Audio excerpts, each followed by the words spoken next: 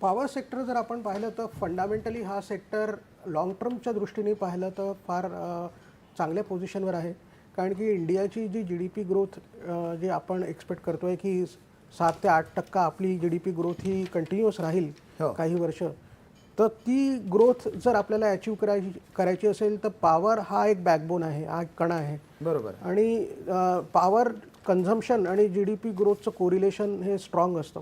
जवळपास 80% कोरिलेशन आहे दोघांमध्ये. तर जर आपला GDP 7 ते 8% जर वाढेल तर पॉवर डिमांड ही 6 ते 7% वाढायलाच हवी. हो.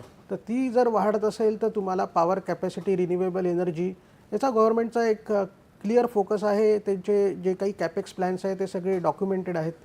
प्रॉब्लेम असा झाला आहे की आता जर तुम्ही पाहाल तर as compared to last year stocks फार डिक्लाइन झाले आहेत. 40-50% काही काही स्टॉक्स खाली गेले आहेत, एस्पेशली मिड आणि स्मॉल कॅप्स. त्याचं कारण असं की 6 महिन्याचा मान्सून यावेळेस झाला ऑल ओव्हर इंडिया.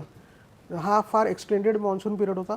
परत आता मान्सून नंतर पण आता ह्या थंडीच्या सीझनमुळे आपली जी पीक पॉवर डिमांड आहे ती ॲक्च्युअली डिक्लाइन झाली.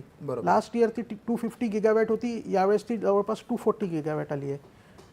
ऑन द कॉन्ट्ररी जरी आपलं power consumption in billion units जरी वाढत असलं तरी त्याचा रेट ऑफ ग्रोथ पण थोडासा स्लो झाला आहे. आणि पीक पॉवर डिमांड जसं मी सांगितलं ही डिक्लाइन झाली आहे. त्याच्यामुळे हे सगळे स्टॉक्स खाली गेलेले आहेत.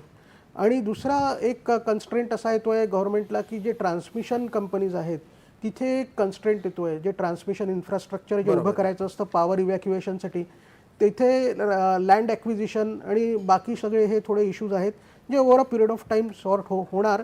पण जे काही लोक इन्व्हेस्टेड आहेत या स्पेसमध्ये त्यांनी एक लाँग टर्म व्ह्यू धरूनच याला समोर जावं असं.